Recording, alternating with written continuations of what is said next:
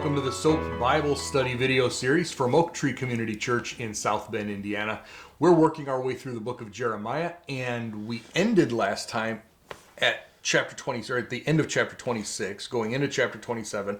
So with 52 chapters, we are right at the midpoint. Yep. All right, good for us. Starting the second half of Jeremiah. Yeah, and the big news last week, God told Jeremiah how long the Israelites were going to be in captivity in Babylon. And that's sort of good news, sort of bad news, but at least there's a date on it, right? Yeah, exactly. So we jump into chapter 27. We've seen God use underwear, right?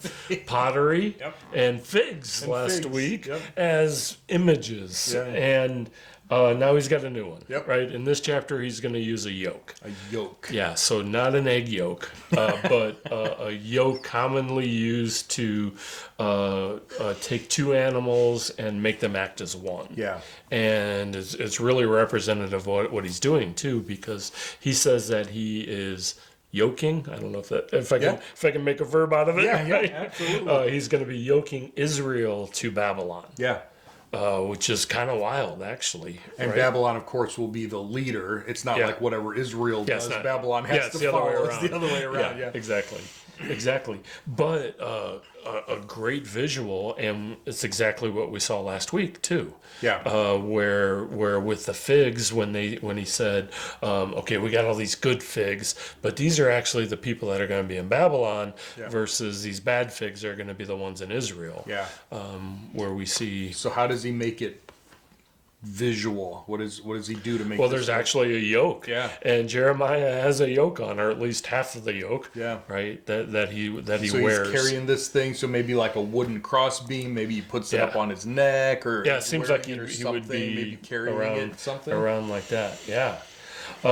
So he had a visual, and with all these, there's visuals, and in fact, that's the whole point of it, right? To try to carry the message forward. It's really interesting. In verse 3, he says, "Use it to send messages to the kings of," and then he lists these places, to the envoys. Some of the places that he had mentioned in the last chapter that were going to be under the wrath of God. They were still there. They were still present at that time, and they're sending people to Jerusalem. And God says, "By the way, when you come to Jerusalem, here, hand them your card, hand them this message so that they can take it back.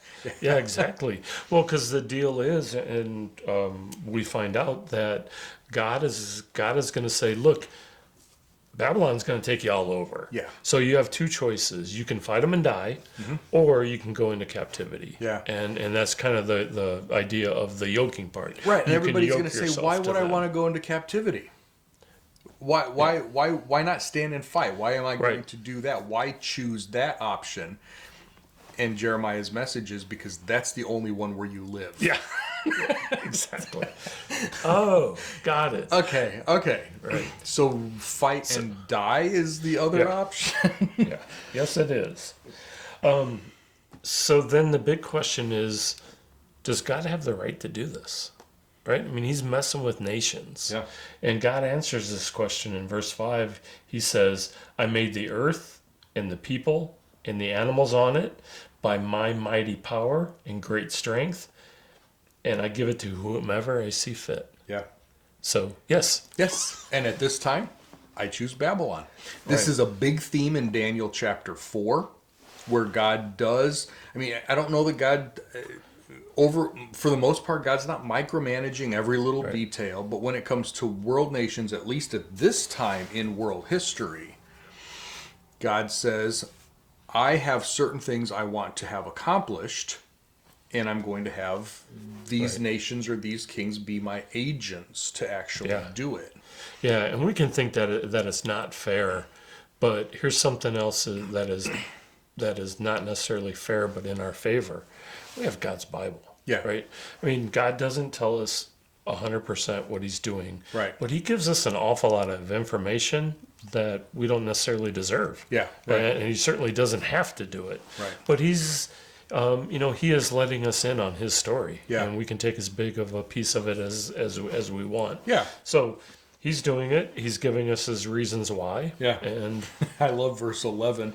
things will go better for the nation that submits to the yoke of servitude of the king of Babylon and subjects itself to him. Yeah. Things will go better. Yeah. Well, but then he also says, nations will serve King Nebuchadnezzar, his son, and even his grandson. Oh, I love it. I love that he mentions his grandson, because it's his grandson Belshazzar, under whom the Babylon finally falls to Persia. That's the handwriting on the wall in Daniel chapter 5. I love that he mentions Nebuchadnezzar's son and grandson. Yeah. It's just, Yeah. Then again in here he says Babylon will fall to another nation, Yep. and so nations either have to submit to King Nebuchadnezzar or they're going to be utterly destroyed. Yeah. And I think they even, I was reading an external article about Jerusalem, right, and Israel, and it was like, how can it still be around? Yeah. And they listed all these other, great cities that are no longer on the face of the earth, like Babylon. Yeah. In there. Yeah. And the play was, maybe there is a God. It was like in the Wall Street Journal, so they couldn't come out and be pro-God. But yeah, right. Well, that's true, because if you look at world history, Israel as a nation should not survive. There, right? Jerusalem should not still be standing there. It should have been wiped out millennia ago. Right. How is it that this tiny little speck of a nation, comparatively, it is small. I mean, it's surviving, right, how and do you thriving, exist? And thriving. Yeah. It's only a miracle. Right. It's only God's hand. I mean, it is. It's I a agree. miracle. I right? agree. Humanly speaking, of course, Yeah.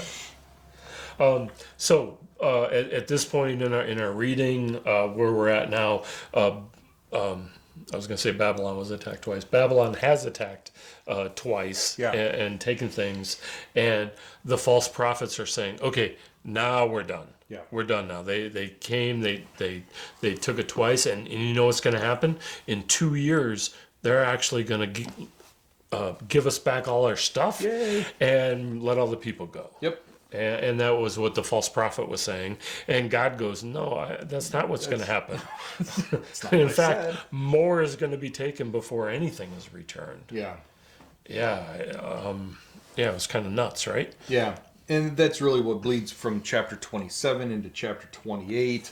Now there's a specific false prophet who has this great message that everything's going to be just fine. Yeah. And we see that he's in the temple. Yeah. Right. And he stands up in the temple. I don't know if he gets time or how that works. And he basically says, everything Jeremiah says is wrong. Here's what's going to happen. Yep. Within 2 years, we'll have all the people back and all our stuff back. Yep. And everybody's, yay! We like you. And it's funny. And Jeremiah's like, amen, brother. Yeah, so be it. Oh, if only. Well, that was and it's really hard to read how cynical, right? but you can see that in there. Yeah, that's how I'm. But how really? That's the way you took it. But it was really, how did Jeremiah take it? And he took the high road, right? Maybe he wasn't cynical. I took that he took the high road. Yeah, may that will be done. I don't believe it's going to happen, but wouldn't that be awesome? And you know what? We'll know that answer in 2 years. In 2 years, yeah. So let's put that a little pin in there, and we'll come back to that when we can. So funny story. It did not take 2 years to find out whether this was true. Yeah. So the false prophet ends up breaking Jeremiah's yoke. Yeah.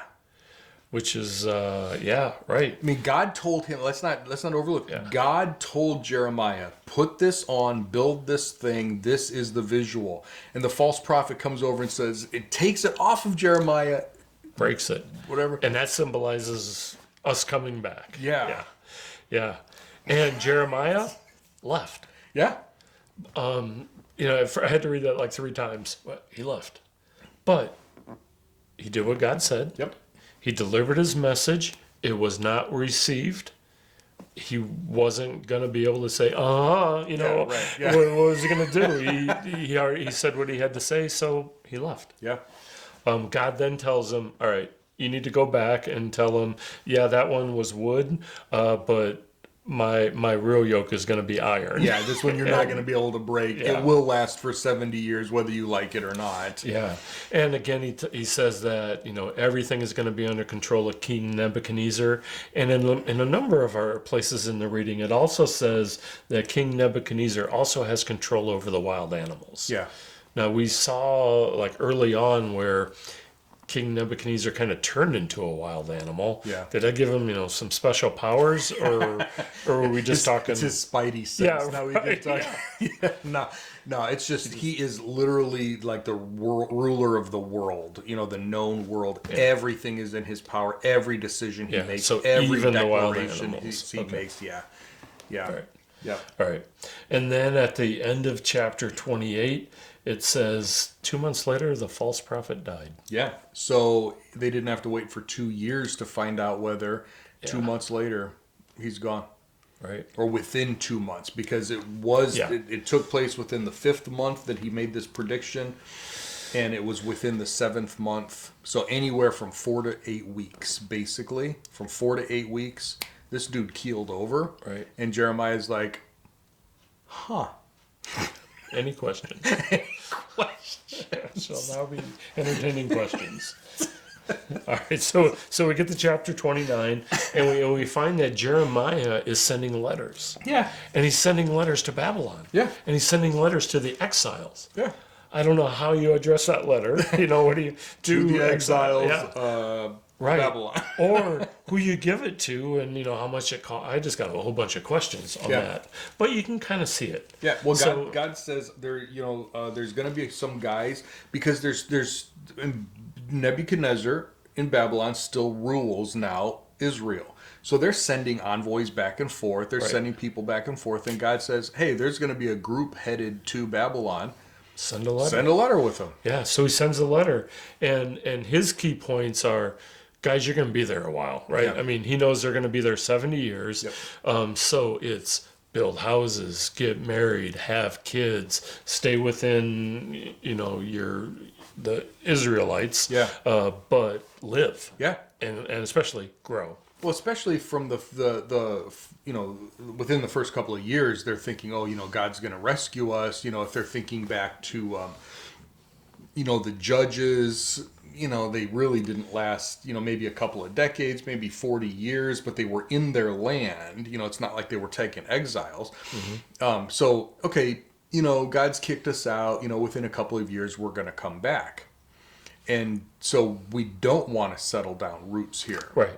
And Jeremiah's like, no, build a house. You're not going to want to live in a tent for 70 years. Well, supposedly this false prophet sent a letter too. It Yeah. said, hey, 2 years, don't, and exactly what you said, right? Exactly. Yeah, just hang out, don't integrate at all. You're going to be back. Yeah. There's verse 7. I hear a lot of modern preachers use verse 7 for their congregations, for see that the city where I sent you, make sure work for the peace of the city, pray for the Lord to prosper the city where you live, because as it prospers you will prosper. And you can sort of see that we're exiles and spiritual exiles in the world, heaven is our home type thing. You can sort of see that there is probably a principle that you can take, but I don't think that means we're supposed to focus on social justice, focus on city politics. We can be involved in those things, but I don't think that should be our focus. Where for them, that was their whole life. You're going to be living there for 70 years.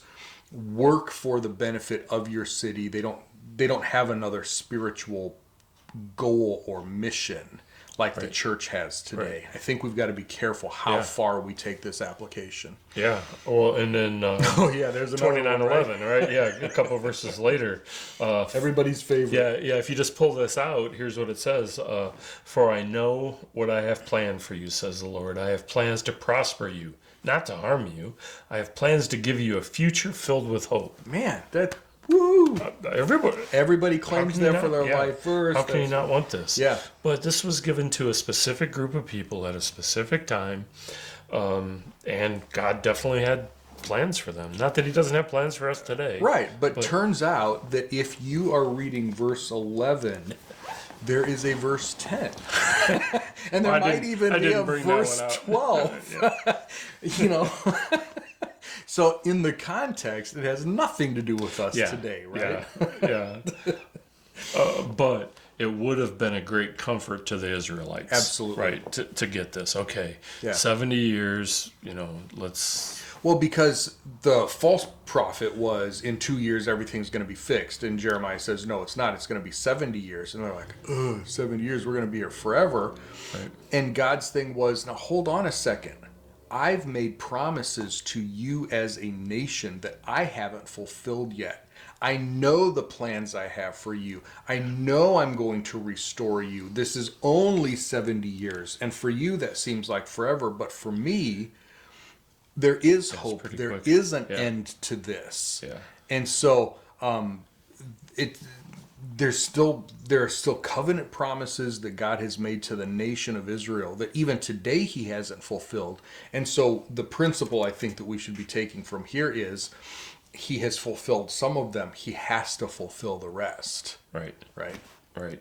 I love there's a line in there. I'll be there for you when you pray and seek me. Yeah. And I'll bring you back when it's time. Yeah. So just knowing that Yep. and being able to rely on that is, I mean, this is huge. this is almost directly, or part of this is almost directly out of Deuteronomy 30. I will bring you back from the lands where I've exiled you. So, I mean, this was 800 years ago. God said this through Moses, and now he's saying it again through Jeremiah. Yeah. Very powerful when it's taken in context. Yeah, right. Okay, so then we get into chapter 30, and we're only going through verse 22, I think, right? Oh, wait. No, Sorry, we're 31. Halfway All right. through 31. All right, But so- 30 and 31 do go together. Yeah. It's a package deal. Yeah, but it's also weird, Yeah. right?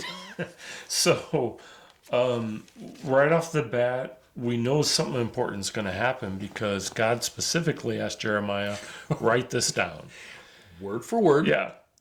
He doesn't do that a lot, No. but so you kind of perk up and say something important is happening Yeah. here. And God walks through seemingly what's going on at this time. But there's a couple things that are odd in there and seem out of place. So the big thing is, what are we talking about here, and what time frame are we talking about? Well, I think that this is really end time stuff. I really think that this is shooting forward. There are a handful of things that sort of help bring that to the forefront. But number one, he says, verse 4, here's what the Lord has to say about Israel and Judah. Right. So Yeah, Israel that's as a a northern nation is kingdom. not really existing right now. That's the northern kingdom. Israel was taken into captivity 100 years ago, more than 100 years ago. Right. So if he's talking about Israel and Judah, here's what I'm talking about you. That's it's still not future. that time. Yeah. Right. Yeah. He's talking about verse 7, alas, what a terrible time of trouble it is. There's never been any like it. It's a time of trouble for the descendants of Jacob. This phrase, never been anything like it before, is a phrase that shows up about the day of the Lord in the end times. We see it in Daniel, we see it in Jeremiah. That's not just what they're going through at this time. In verse 9, they'll be subject to the Lord their God, to the Davidic ruler who I'm going to raise up as king over them. That's That Messiah. hasn't happened. That's still Right. kingdom. So this whole context is really talking about the second coming, really what we call the tribulation, Daniel's 70th week, the second coming, and the millennium, the messianic kingdom. And we find the phrase "at that day," "on that day," and this is the context of chapters 30 and 31 together. Okay. So it also goes into, and to really summarize, Israel sinned, God enact a punishment, or will, it's future tense for even from us. So it's future. will enact a punishment. And then he says, I have chastened you cruelly, for your wickedness is so great and your sin is so much. Yep. Right. So again, he's saying why, and he has the right to do that. Yeah. And then the next for a couple of verses later, yet God also going to restore them. Yep. Right. I will. All who again, destroyed you will be destroyed. All your enemies will go into exile. Whatever. But I will restore you to health. I will heal your wounds. And he uses this word Zion, which is also a forward thinking or a future Messianic. thinking term. Yeah. Okay. Then we get into chapter 31, and that's where we go through verse 22. Yeah. And it's a continuation, like you said, but he keeps talks going. about the wilderness in here. Yep. Now, he talked about the wilderness at the time of Moses, and end times definitely has wilderness in it too. Yep. Is this a third wilderness, or is he just talking about end times? I still think he's thinking through. I still think he's talking ahead of time, because it's talking about Israel's ultimate restoration. So in Revelation chapter 12, there is going to be a place in the wilderness where they will survive Satan and Antichrist. And here he says the people of Israel who survived death at the hands of the enemy will find favor in the wilderness as they journey to find rest for themselves. So I think that's still talking about the future restoration. And most of the text is future tense. It's too, all future, right? yeah. At that time, then I will. Yeah, you'll plant vineyards in the hills of Samaria, verse 5, enjoy their fruit. Zechariah talks about that. I mean, that's all kingdom language. Good. Yeah. So we end our week in verse 22, and God promises to bring out something new. Yeah. Right, so we end on a cliffhanger. Yeah. Right, kind of cool. Something new on earth. Something I love though, verse 22, something as unique as a woman protecting a man. And in the Hebrew it says not just woman and man, but as a female protecting a mighty man, like a soldier. Well, in world history, up until modern days, you don't have women going out protecting your national soldiers. I mean, it just doesn't. Right. It doesn't happen. And so that was novel for them. They're like, oh, that's never happened in the history of the world, type thing. One verse that I'll point out, because in Jeremiah we have these verses that seem to show up other places. Verse 15, chapter 31, verse 15, a sound is heard, a cry is heard in Ramah, a sound of crying, the sound of Rachel weeping for her children. Matthew quotes that in chapter 2 sort of as a parallel when Herod is killing the baby boys around Jerusalem. Right. What's interesting is that Ramah is about as far north of Jerusalem as Bethlehem was south. And some people think that maybe there was sort of a radius around Jerusalem, not just Bethlehem where he killed the boys, but there's this radius where he's just like, kill them all. Yeah. And so some people think that mention of Ramah kind of sort of helps create that radius there. I don't know. I'm sold on that, but it would help make sense that there was this big thing like instead of there's some like little 3 boys in Bethlehem at that age, type thing. Woohoo, Right. So, but in case you're like, I've heard that verse somewhere before. Yeah. Where have I heard that? That's where it's in Matthew 2. Jacob's trouble shows up. The time of Jacob's trouble is talking about the tribulation. Yeah, chapter 30, verse 7. Yeah. So we're building up steam here. Not only are we pushing toward the end of Jeremiah, but we're pushing toward the end of really everything at this point, as we're talking about the tribulation and the kingdom. And next week, man, chapter 31. One of my absolute favorite passages in Jeremiah. All right. We're gonna get there next time. See if we can peel it out ahead of time. If you want to read ahead, I'm not going to argue with it, but there's a chunk of reading for this week. Yeah. So enjoy it. Again, a little bit of narrative and prophecy as we're working this together, as we're looking forward to the end times and pushing forward in Jeremiah. If you have questions or comments, please feel free to send those along to us. Until then, we will see you next time.